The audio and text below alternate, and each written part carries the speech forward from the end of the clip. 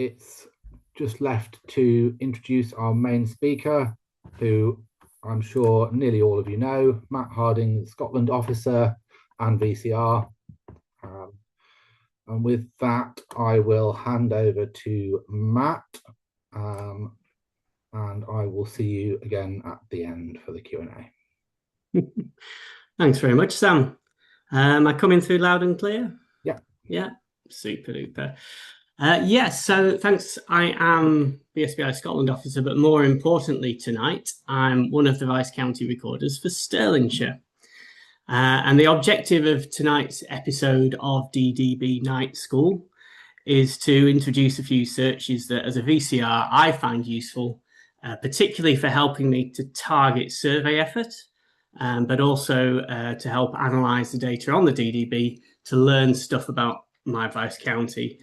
I'm going to stick to the main DDB workspace. I'm not going to get sidetracked by workspaces foreign and frightening, like the Indicia and that kind of thing. We'll stick to the main DDB. I'm not going to cover data validation in there either, although some of the stuff we'll look at will have points that cross over. I'm very well aware that many of you are probably more experienced on the DDB than I am, so you're forgiven us there. But I hope that some of you that everybody will have the odd thing here that's new for them, or at least helpful. All the searches that I am going to use, I'm going to put a notes document for them in the chat. Just see if I can do that now. Unable to send file due to admin restrictions. Never mind. I will ensure that gets into the chat.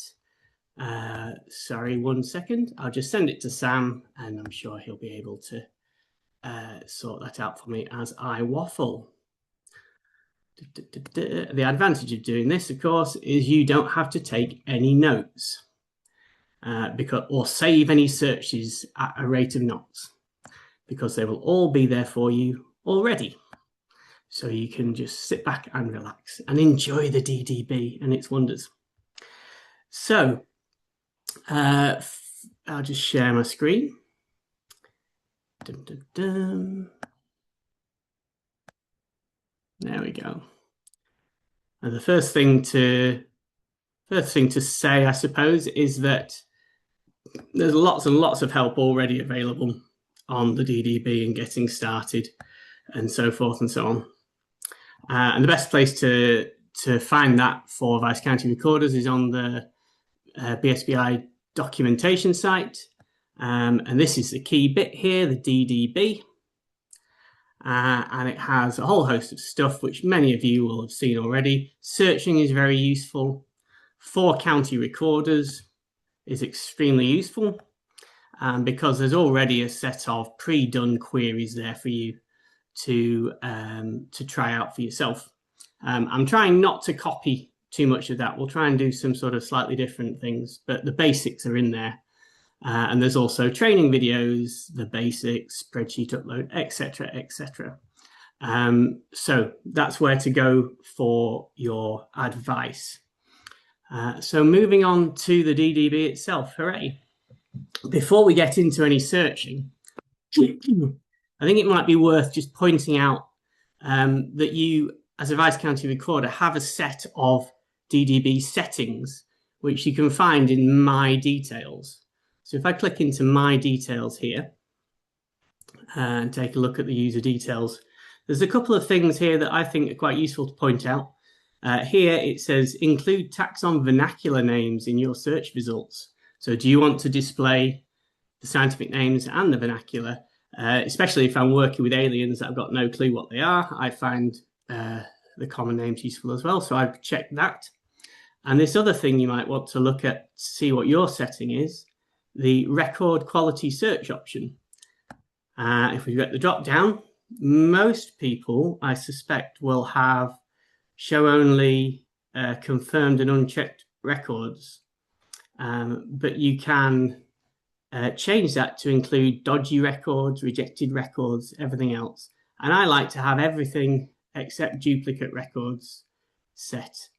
To show you what that means in practice, if I just go to the basic search screen, put in Stirlingshire, everything I'm going to do, I'm going to use Stirlingshire as an example because it's my vice county and I understand it a bit better. And we'll choose Subaldia. So if I have a little search for Subaldia here in my vice county, I get 35 records, lovely plant. As you can see, the blue ones are unchecked. The browny greeny ones are confirmed. And then I've got some red ones coming up. This one here is doubtful. And if I had my personal DDB settings set to exclude doubtful records, I wouldn't be able to see that one. I wouldn't be able to see this deleted record here. And I wouldn't be able to see this doubtful record here. Now, in actual fact, this isn't a doubtful record at all. If I view it, it's a not found record. So at the moment, that's incorrectly tagged and something for me to work on when I have the time. So just going back to a blank screen again. There's a couple of things it's quite useful to do to ensure the data quality when you're searching. The first one, I'm going to go to filters. Pretty much everything that we're going to look at tonight is going to run through filters. Okay, so filters, validation, and I'm going to pick grid reference and VC validation. And all this is doing is making sure that I'm excluding records that don't either match my vice county or are found within 2 kilometers of the county boundary.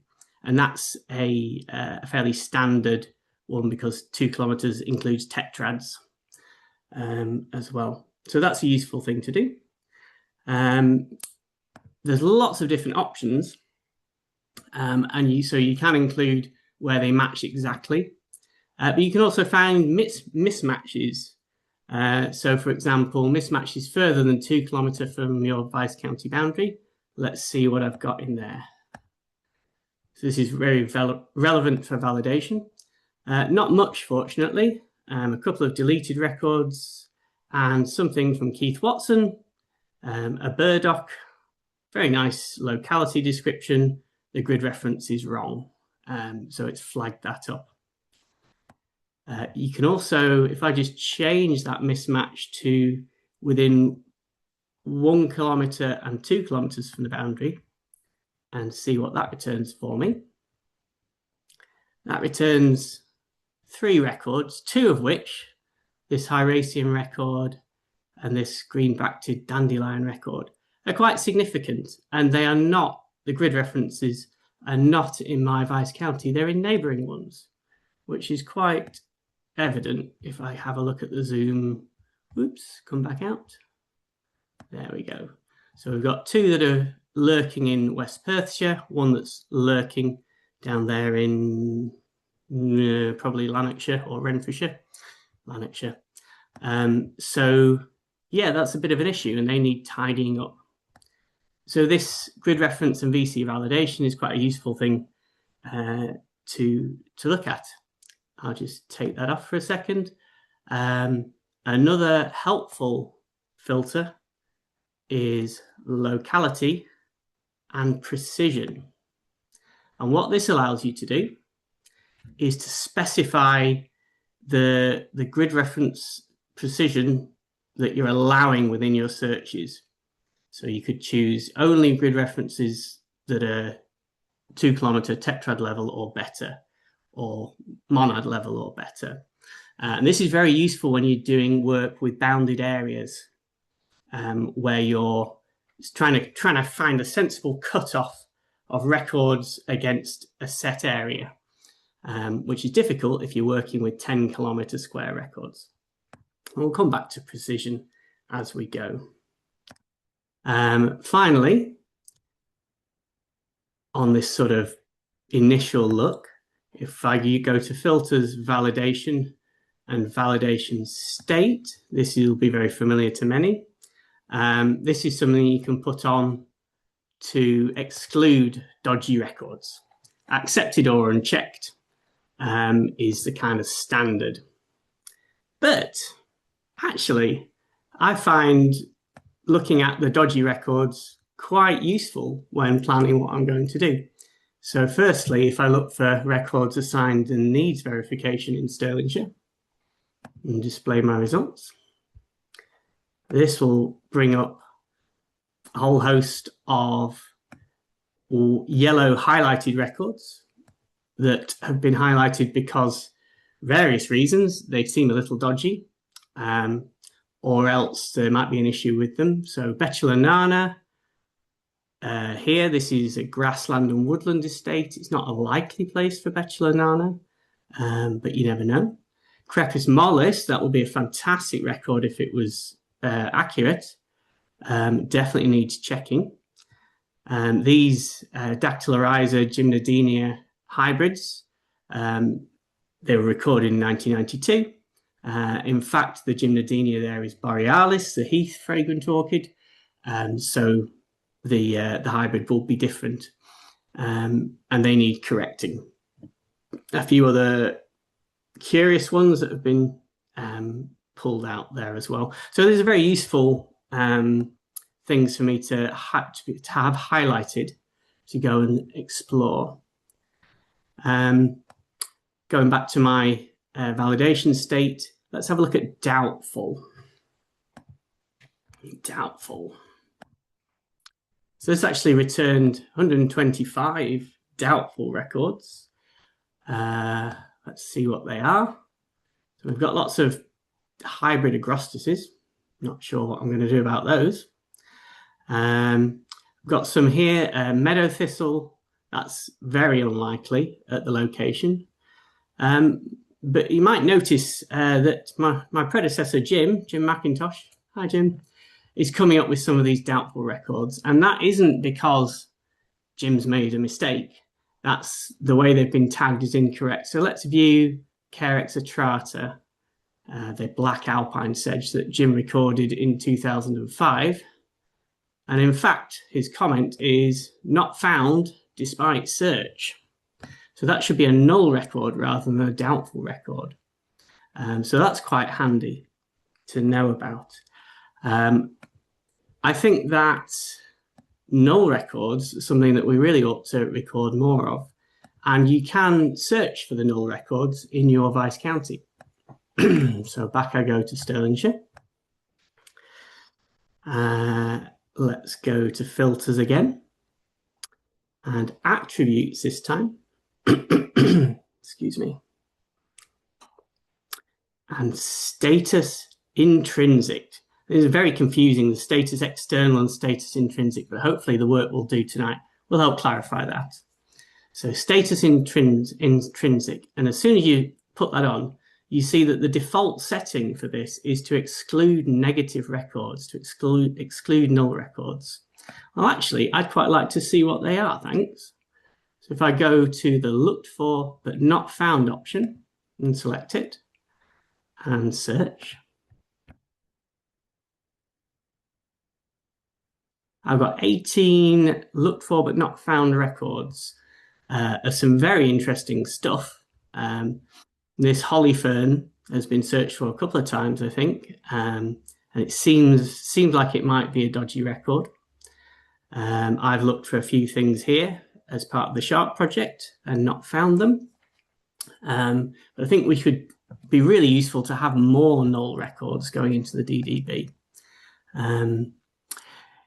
If you want an example of how it's quite useful, let me pick, let's see, Stellaria palustris, the marsh stitchwort, which is very rare in my patch.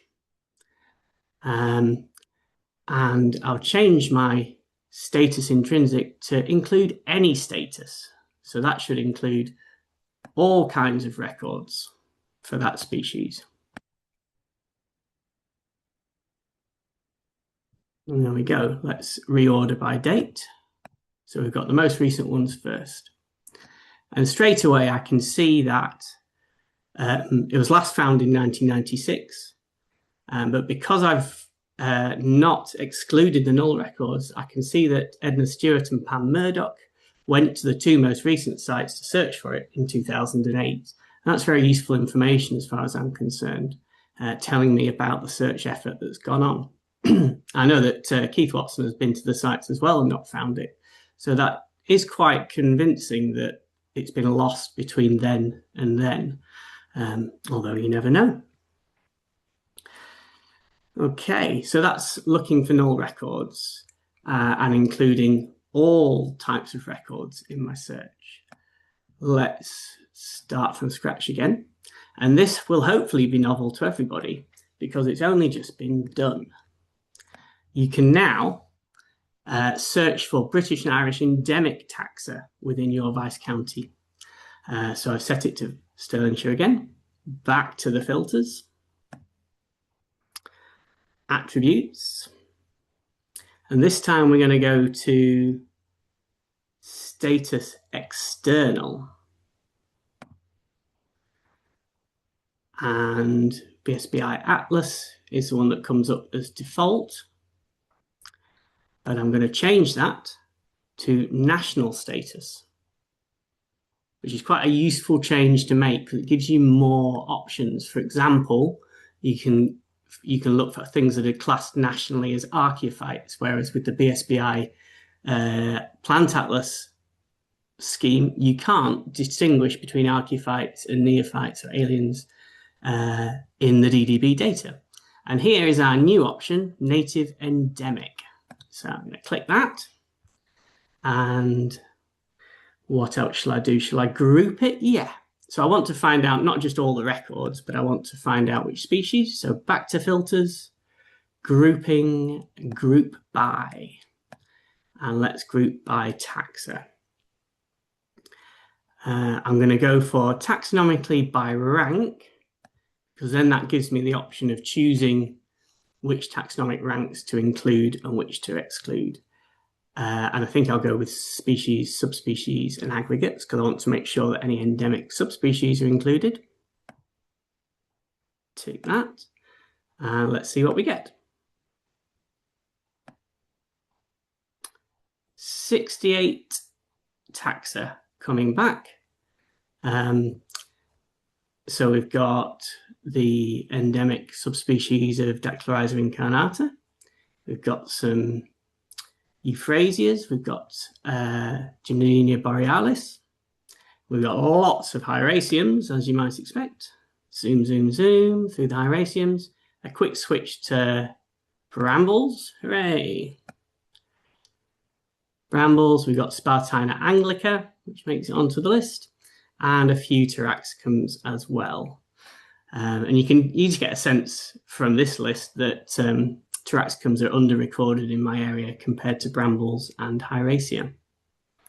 Fumaria, purpurea gets on there as well. So I hope that's useful as a sort of individual search.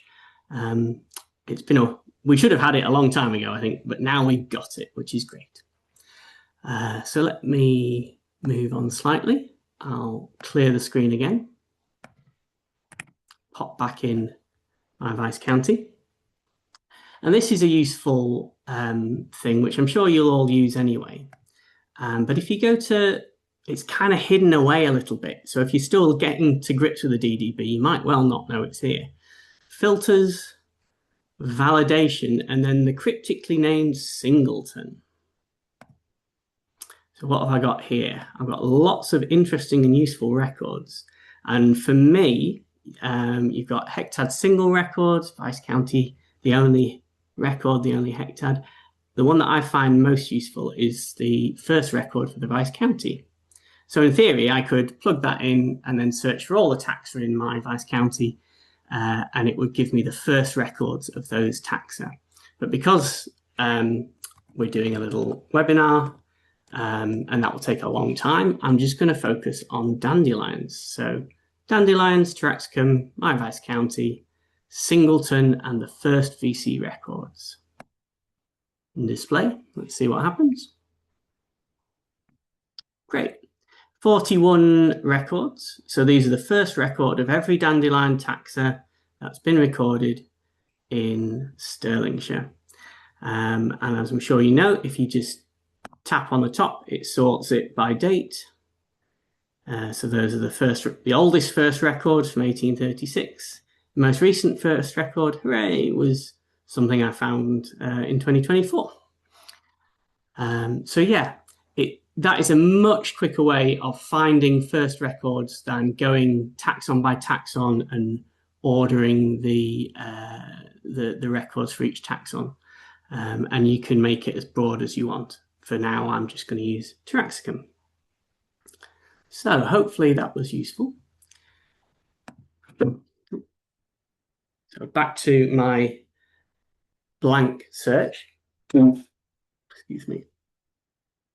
And now I'm going to start looking at searches that I think are useful to help plan your field work, because it's rapidly creeping up on us, the field season. So I'm going to start off by looking for under-recorded monads. The basic monad search, I'm looking at records in my Vice County. I'm going to group by localities and monad. And then crucially, if I search now, it will give me all of the monads, all of the records grouped by monad, but it won't tell me which monads don't have any records. And actually, those are the ones I really want to know about. So back we go to filters, grouping, include empty grid squares. There we go. And it's just got a little tick there. And that is the magic option. So let's display the results, see what happens. Excellent. So I've got 1,434 monads in my Vice County. And if I order by the frequency, the number of records in each monad, you can see that I've got tons and tons and tons and tons and tons and tons of unrecorded monads. So that's very exciting. And one monad here has got 1,600 records in, lucky it. Okay, now that's a number of records, but actually I think probably for my purposes the number of taxa that have been recorded is more useful. And to make that shift, I go back to my grouping option, and then I'm going to use this rather obscurely named thing called distinct. Distinct, in we go. And I'm going to select taxa. So I could select species, but I'm going to include all taxa because this way I get genus results and subspecies results and everything else back in there. So let's display that.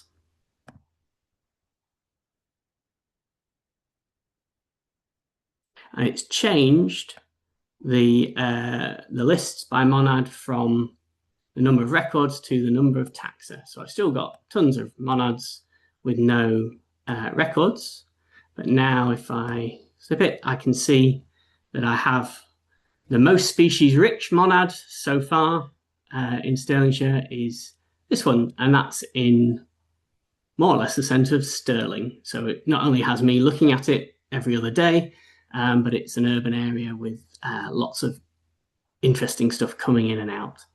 Now, if I want to view the list, the taxon list, or number of records, I can't remember which it is, I should click that. And I'm sure you'll all be familiar with something here, internal error, rethrowing. What on earth is going on? I've made a mistake, it's the end of the world. No. All that's happened is the include empty grid squares option has carried on onto this.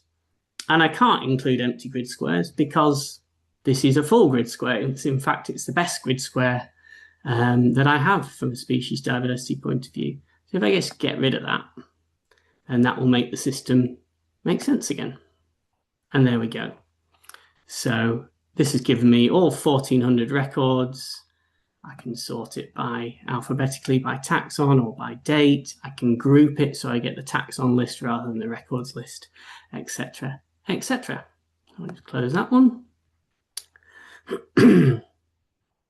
Now, another very useful thing that you can do is to find out when these records were made, and subdividing by date class is a good way to do that. So filters, grouping, and subdivide by. There are area options, there are checklist options, there are dataset options. There's all kinds of options, but the very useful ones from my perspective is date class. And it automatically fills it with the BSBI date classes, but you can choose different ones. You could make it pre-post 2000. If you put custom in, you can enter your own dates, or you could just look at, so you could do the last 10 years, say. Anyway, I'll leave it as it is. Subdivide by date class using the BSBI ones and display results. Let's see what happens.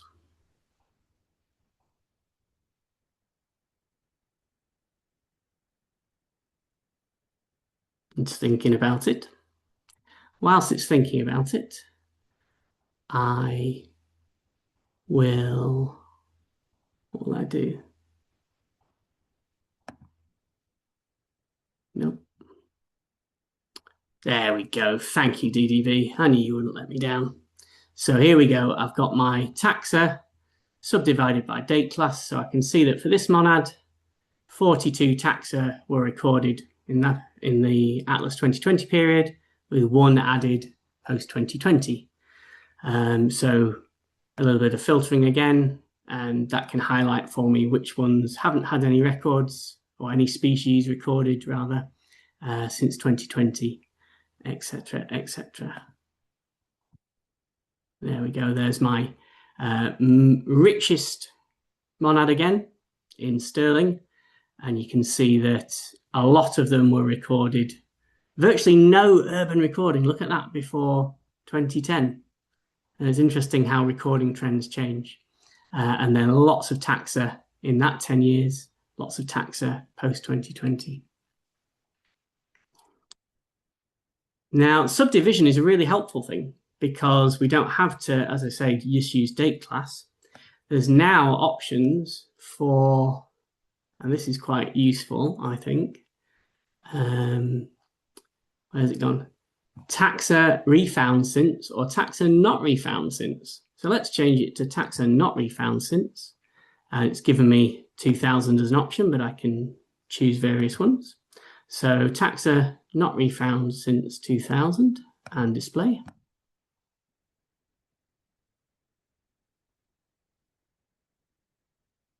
There we go.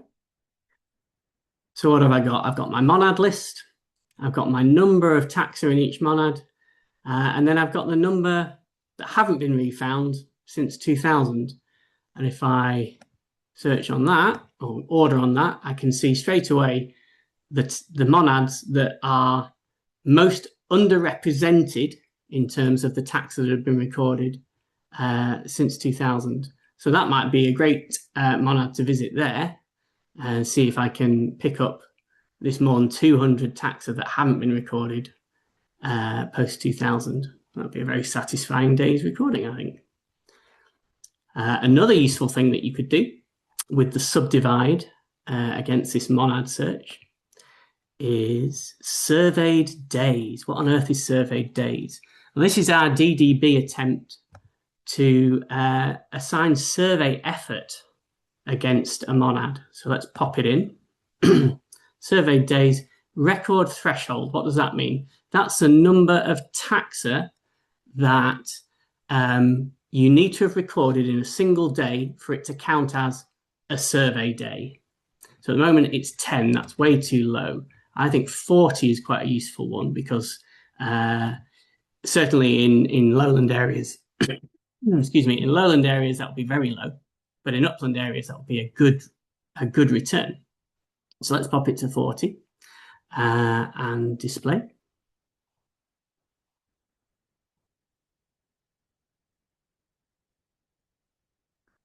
Thinking about it. Whilst it's thinking about it, if I go to this one, here's one I prepared earlier. Surveyed days by monad. So lots with none, but of course, this is the most number of days surveying where more than 40 taxa were recorded in the monad, if that makes sense. So it's a sort of a proxy for survey effort. It might be quite interesting to do to compare how survey effort and the number of taxa recorded change and so forth. Things that you could do with that information. Okay. So I'm glad I had that prepared because it's still rolling. Let's finish with that monad search. And let's pretend now that we are going to a known site, a good site, maybe an SSSI, and we want to work out what our refined or our survey priority species might be. So for this, in goes my Vice County again. For this, I'm going to use the bounded area. And let's see, there's a good, lovely upland SSSI in my Vice County. Double Craigs, there it is, gotcha. Double Craigs. So if I just click display results, that should give me all of the records that have been recorded within this SSSI. Is it within this SSSI? Here's the choice we have to make. Do we include intersections, that is allowing occurrences that overlap or are inside, or do we only include ones that are fully within the boundary?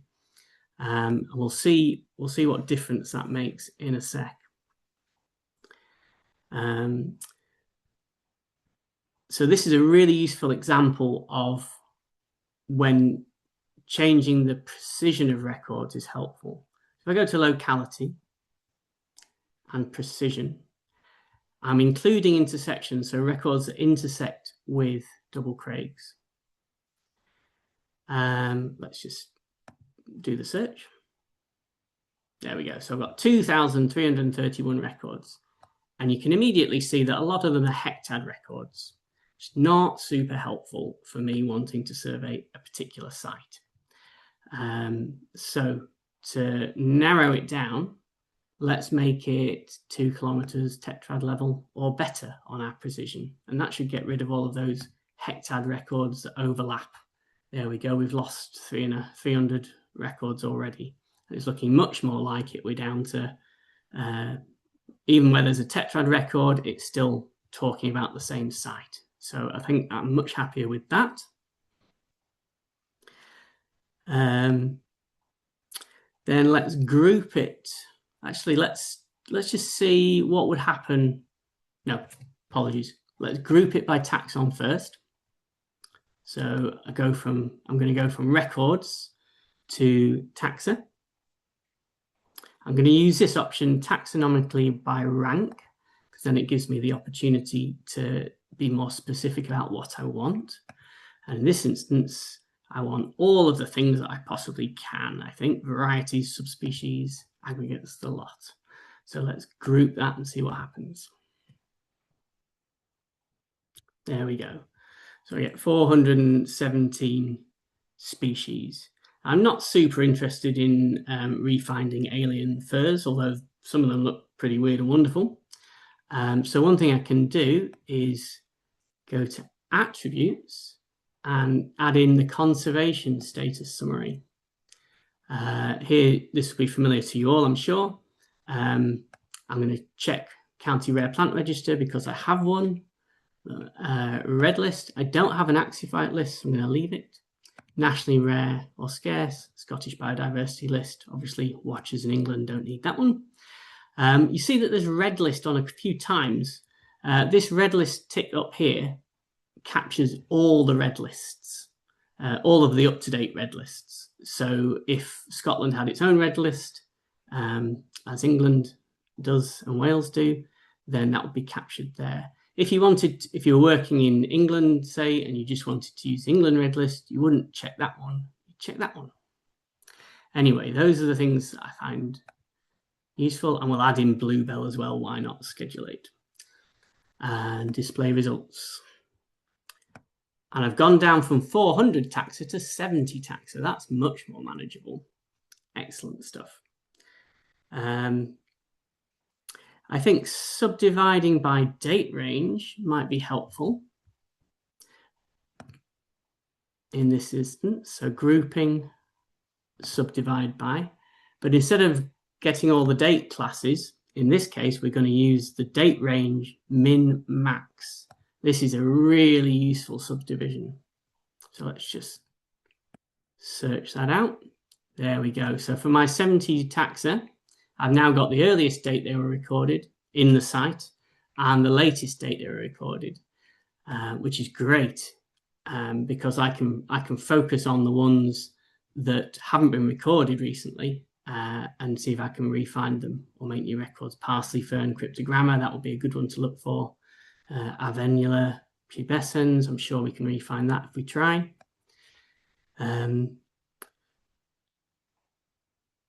Yeah, so that gives me a really useful refined list to target.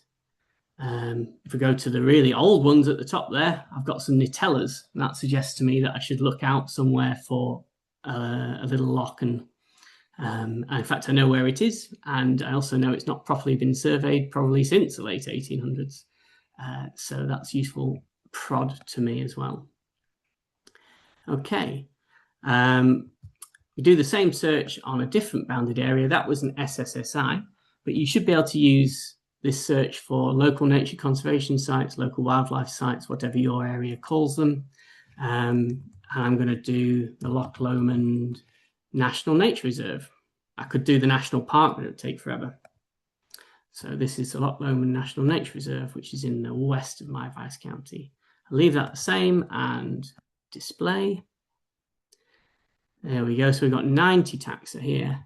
And if I go to the latest date and order that, so the oldest come first, you can straight away see that there's some really interesting stuff here. Calitrichae obtusanglia, Helioscadium datum, Lizomachia thursiflora, tufted loosestrife. I need to be looking for these guys because I'm sure they'll still be there. A large part of this reserve is marshy, wet woodland and loch shore. Broadleaf cotton grass, Eriophorum latifolium. I need to get out and look for that. Recorded in 1997. Some of the key species for this site, Carex elongata, elongated sedge, cowbane, Cicuta virosa. They've not been recorded since 2002. What have I been doing this whole time? Nothing. Shocking. So that's a really useful way using that subdivide by date range min max to help me target a site survey, in this instance, Loch Lomond and the Trossachs National, not National Park, Loch Lomond National Nature Reserve. Okay, time we're still going, okay. So I'm going to start again from scratch, and this time, instead of looking at a bounded area, I'm going to try and put together a search by habitat. And on the DDB, there are some useful checklists of indicator species by habitat. So I go to the checklist linked attribute thing there, and I'm going to click on that 3 dots to bring up my menus. Come back, there you are. Scroll down. So all of these are the things that appear in the tools checklist area of the DDB. You can access them here as well. If I scroll down to site evaluation, it gives me indicator species lists for various broad habitats. And I'm going to have a look at coastal indicator species. Maybe this year I want to survey some coastal plants. What else am I going to do to make this sensible? I'm going to group it by taxon, so I get the species rather than all the records.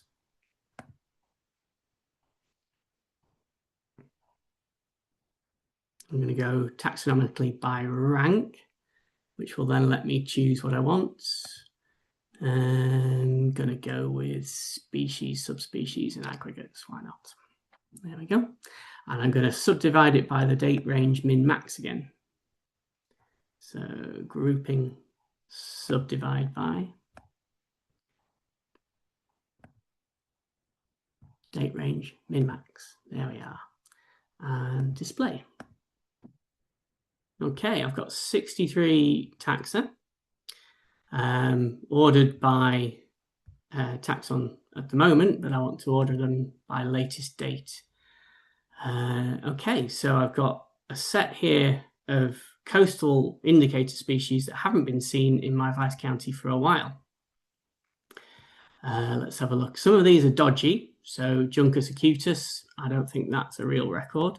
If I'd set validation state, let's see, accepted or unchecked, that should disappear. Let's see if it does. Yep, it's gone. Fantastic. So I've got a better data set now, a cleaner one to look at. Atriplex glabriuscula, Babington Zorash, that's an interesting one. I've searched for it and I found it's hybrid with Prostrata. So were the original records the pure species or the hybrid? Not quite sure. I've not managed to re-find Sueda maritima, but I'll keep looking. Sagina nodosa in my Vice County is an interesting one because it doesn't actually occur on the coast, but I don't have any dune slacks. So if I just go into its records, have a quick look at the zoomable map and dataset partitioning, zoom to best available without residue. This is the way to get rid of those annoying overlapping hectads to make a cleaner map. There we go. So I can see I don't have any on the coast. It's all sort of thin salt marsh. But in flushes and quarries elsewhere, I've got to try and refine that because the most recent record in my Vice County is from quite some time ago now. Close that. Yep, okay, so that was with coastal indicator species. I'm quite keen on improving freshwater aquatic recording in my Vice County, so I'll have a look at the freshwater indicator species instead. Keep everything else the same. Display my records. I've got 153 groups, some of which are definitely sort of aquatics, others are marginal species. Pileolaria, not seen for a long time. That would be lovely. Yeah, a few other things in there. Subularia aquatica, last seen in 1999. That's something I really need to go and search for. So it's useful for pulling these things out and helping direct your survey effort. Can narrow it down, of course, by putting in taxon or family, Potamogetonaceae, there we go. So if I just wanted to look at the pondweeds, it won't give me all the pondweed records because not all the pondweeds are listed on these indicator lists, but it gives me a good chunk to get started with. And I can see that probably from Potamogeton gramineus upwards, those are key taxa for me to try and re-find because they haven't been seen post 2020. Okay, excuse me. Now, I think those are some of the searches that I use to help guide my recording effort and work out where to go next. But you can use various queries, of course, to do other things. And one of the interesting things now that the new Great Britain Red List has been published is I've done an RPR list and now it's totally out of date. There's all these taxa on it that aren't on my RPR list. And I was wondering, could I use the DDB to highlight which taxa I'm missing with a relatively simple search? And I can do that with a joined query. So I'm going to see if we can work our way through this joined query.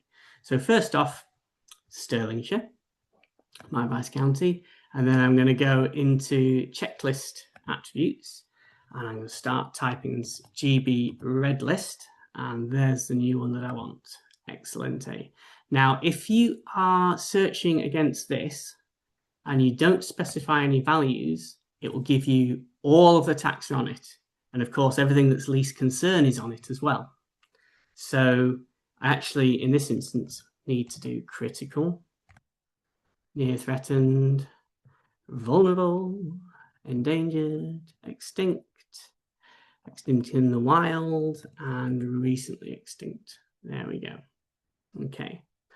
And I'm going to group it by the taxa, not the records. So I get the species list, the taxon list. And in this instance, this is one where you can use taxa grouping by name specified in the query. Because although I haven't written all of the taxa out in the taxon box, I've actually, by using the checklist, specified a whole set of taxa of names in my query. So I'm going to use that one, which I don't use very often. Now, if I just search for that, it would give me all of the species on the new red list that are found in Stirlingshire. But actually, I want to find the ones that are found in Stirlingshire but aren't on my rare plant register. So I'm going to join with a subquery. Ping. There we go. Okay. And I'm going to join with, instead of records, I'm going to join with taxa. So that's my interest here. Exact taxon match comes up. And I'm going to tick exclude because I want to find out the species that aren't on my rare plant register, not the species that are. Okay. Then we're going to add checklist linked attributes back in. And if I do VC86, my rare plant register will appear. Hurrah! I don't need to specify any values. I just need to put that one on. Fingers crossed. Let's display and see what happens. Yay, it worked. There are 73 taxa on the new GB red list that I haven't got on my rare plant register. Now, it's worth noting that this doesn't tell me whether they should be on my rare plant register or not. For example, meadow saffron here, that's definitely planted. I don't want to include that. And Cirsium dissectum, that's dodgy. I don't want to include that. So I can add, not sure I can do anything about the planted ones very easily, but if I go back up to the first part of my query, validation state, and let's just specify accepted or unchecked records. And with a bit of luck, researching now will get rid of the definitely dodgies. No Cirsium dissectum anymore. Fantastic.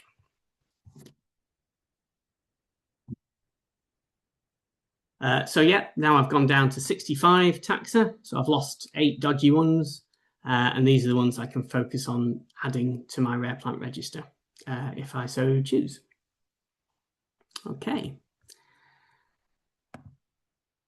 Joined queries are also really useful for identifying refined targets. And you can use them to compare 2 different time periods. So looking to see if plants that have been recorded in the earlier time period haven't been recorded in the later time period.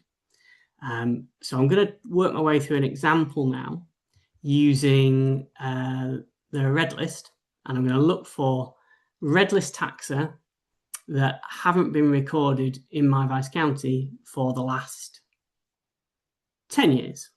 Why not? So back in we go to Stirlingshire. My date, I want to be up until or to 2015. Then I want it just to be red list species. So I'm going to use the attributes, conservation status summary, red list taxa.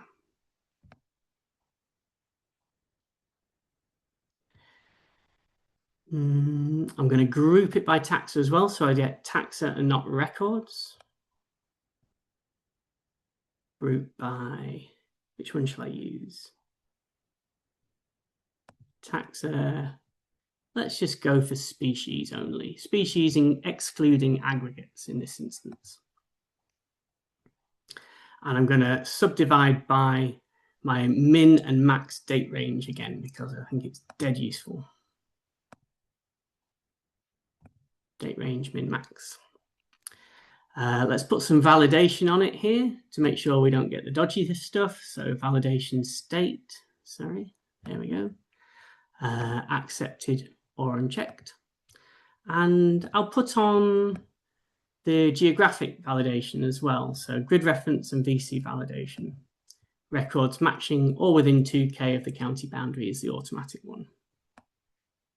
Okay, so that's my part one of my... So if I search for that now, that would give me all of the red list taxa recorded in Stirlingshire up until 2015, grouped by taxa. But I want to compare it with post 2015. So join with a subquery. We're going to stick with occurrence records because I'm looking at occurrence in 2 different time periods.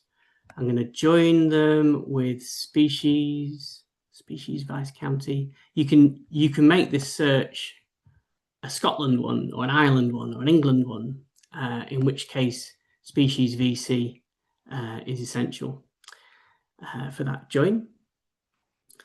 And I'm going to remember to tick exclude to find the ones that haven't been recorded in this second date period. My date, I'm going to go from this time instead of 2, from 2016. There we go, to get the next 10 years. And I'm going to add in my validation criteria to get rid of the dodgies, accepted or unchecked, and my geographic validation, grid references matching or within 2K. Okay, let's see what happens, fingers crossed. Yay, it worked. So I've got 69 species that are red list species on the new GB red list that have been recorded before 2015 in my vice county, but not after it. And there we go, Sagana nodosa, knotted pearlwort, Melica nutans, Antenaria dioica, Neotia nidus. These are things that have been recorded relatively recently, but they really could do with an update. Sabulina verna, spring sandwort, that was actually refound in 2025, but the record hasn't made it on yet. But this is a great list of stuff that I should be focusing on as red list species without a record for the last 10 years. Let's see. I do have another one, which I have put in the notes, but I'm not going to go through just now. 1, 2, 3, 4, 5, 6, 7, 8. There we go. So this is, there we go. Yes. So this is an adaptation of the Sharp search. It's another joined query looking at conservation priority species of various sorts found in Stirlingshire between 1970 and 99. In this instance, grouped by hectad and restricted to records where the precision of the record is 1 kilometre or better. In other words, I've got a chance of refinding it if I go and look for it. And I've joined that together using taxon hectad, matching taxa in that hectad. So if you're looking to do a hectad linked one, then you need to use that join with taxon hectad. My second date class here is 2000. I've got some validation popped on it, and the export list is this, my 23 vice county hectads with a number of taxa for each one. So let's go into NS77 and have a quick look. It's given me records, not taxa, but I could group by taxa if I wanted to in here. Let me just hide the duplicates, make it a bit more sensible. There we go. And let's just order it by taxa. So as you can see, there's a few things in here that have miraculously appeared since the new GB red list. So bell heather is now on, Hydrocotyledon vulgaris. But there are some interesting plants here, Lemna gibber. That needs looking for on the canal, as does Nasturtium microphyllum. Lots of records from the 80s and 90s, virtually none after that, I suspect because people stopped checking. Got some fascinating pondweeds in the Forth and Clyde Canal, which I would definitely like to re-find, particularly this hybrid. Some brambles as well. So this gives me a great list for the hectad of key re-find targets.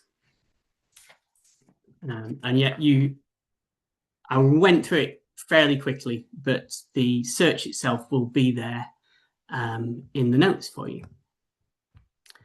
Okay, let's go back to our blank search. And I'll run through two more things, just two more things, which I think are useful for you. The first one is a way to use your Vice County taxon list. So firstly, put in my Vice County, and then to get a taxon list, you just group all of the Vice County records by taxa. In this instance, I'm going to do it narrowly using the direct concept. And that will give me all of the varieties and the subspecies and everything else. Display.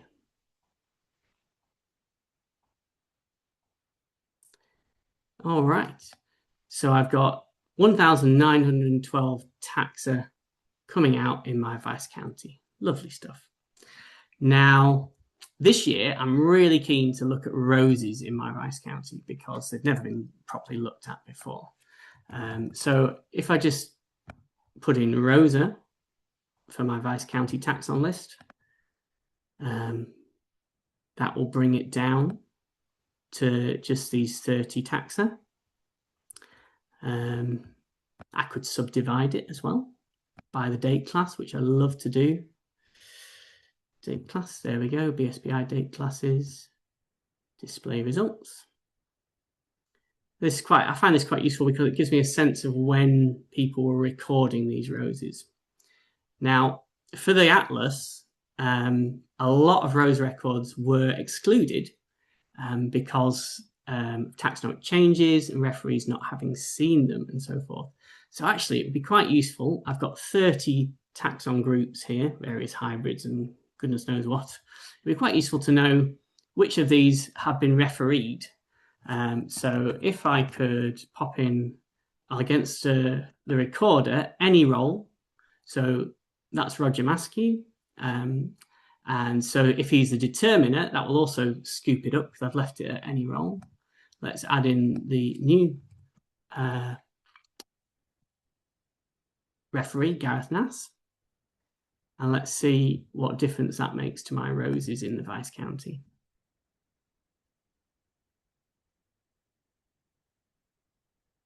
I've gone from 30 taxa or taxon groups to 9. So these are the ones that are guaranteed by the referees. Everything else might be up for grabs. So I'm going to be able to put my new Roses handbook to good use. You can also join your taxon, Vice County taxon list with an infra-specific query, which is really interesting. It shows you how infra-specific recording trends have gone over time with it subdivided, but I don't have time to do that now. That's in the notes for you. So one last thing, back to my blank, 86. And this time I'm going to look at nationally rare and scarce species in my Vice County. So I'll go to attributes, conservation status, and tick the nationally rare or scarce ones. I'm going to group it by taxa, by the taxon rank, and I'm going to choose this time species and subspecies. Where's that gone? But excluding aggregates. There we go. Let's get rid of aggregates. Yeah, horrible things. Okay. Anything else? No, let's go with that. So this should give me a list of taxa, species, and subspecies that are nationally rare or scarce that have been recorded in my Vice County. Excellent, 83 taxa. Now, if I add a validation state to get rid of dodgies. Let's see what happens. Accepted or unchecked.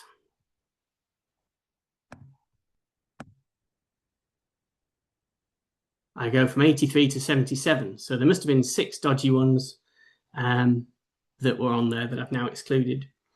Much better. It still includes neophyte occurrences of nationally native species. So chives is on there, box is on there. Goodness me, Buctus. Can I get rid of those? Well, yes, I can. And this I find quite exciting. So let's go to filters. Let's go to attributes, status, external scheme, BSBI Atlas, native. So just looking at the native taxa now. That are native in my area. The BSBI Atlas statuses are hectad linked. So it's not the national native, it's the native where I am. And I've dropped down to 42 taxa, which is much better. Unfortunately, because I'm working based on the 2020 Atlas, any new hectad records of good stuff that I found post 2020 won't be there. But I can find them if I toggle my native status to no status information. That's the one. I always forget that one. Okay, let's display again. Now I've got 20 groups where there are records with no native status or otherwise assigned. And you can see that there are some of them ones that I'm not interested in. They're still the non-native occurrences. Gallingale as well, shrubby sancfoil, that'll be a planted thing. But I've picked up post-2020 records for Euphrasia frigida and Ostenfeldii, Imperatoria, Juncus filiformis, that was found a couple of years ago. So these are good things. Salicornia emerisi, Silene viscaria, actually that's planted, but never mind. So these are good things that I want to be able to spot. So those are taxa that have been found in new hectads post 2020. So you can look through them and make decisions about their status on a case-by-case basis. Now, one of the disadvantages of the BSBI Atlas status scheme is that there's no archaeophyte option. They're all subsumed under alien, but you can get to archaeophytes if you go to national status. And we had that before with the native endemic. There's also the archaeophyte option. So let me see what nationally rare or scarce archaeophytes I have in my Vice County. I have 2. I have Masterwort, Imperatoria, and a very old record of Campanula rapunculus. Okay, so I've come to an end. I've run over time slightly. I hope that was interesting. I hope some of it was useful to you. If you knew it all already, fantastic. You do the next one. But otherwise, yeah. Sam, did you manage to get that that document in the chat for people to download? Yeah, there's a link in the chat to the document, which will magnificent to it on Google Drive, and then you can download it from there. It won't allow uploads of files directly. Okay, fantastic. Thank you. So yeah, follow the link and you can download everything I've done tonight with you, plus the few I've missed out, and little explanatory notes about why we're doing what we're doing as you go through. So I hope that'll be a really useful resource to help you plan for your field season and to help you faff around with the data in your Vice County at will. Thanks. Wonderful. Thank you, Matt. That was fascinating. I'm absolutely sure that nobody knew all of those things. Some of them, perhaps, but definitely not all of them. Yeah, so we've run a bit over, so probably just a couple of questions. And we've got one from Lindsay around the comparing red list to RPR, I think, and whether you can basically do the opposite and search for things that were in your RPR due to having a national status, but now no longer have a national status, so should be removed. You're on mute, Matt. Mute. I am on mute. Of course, I'm on mute. That's a fantastic question. I love it. I can't answer it right now. The answer will be yes. But I would have to go away and faff with it. But what I'll do is I will go away and faff with it. And if it's doable, I'll put that link onto the document and update it so you can get to it as well. Hope that's okay.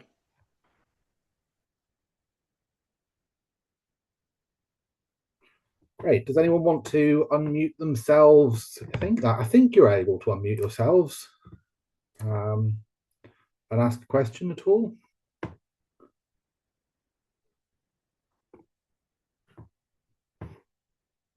Or maybe Matt's already covered everything, or you're unable to unmute yourselves. That's it. There's nothing more to do with the DDB. It's all done now. No, of course not. I learned so much actually preparing for this webinar. And I would really encourage everybody to take what I've done and the shared links and just fiddle around with it.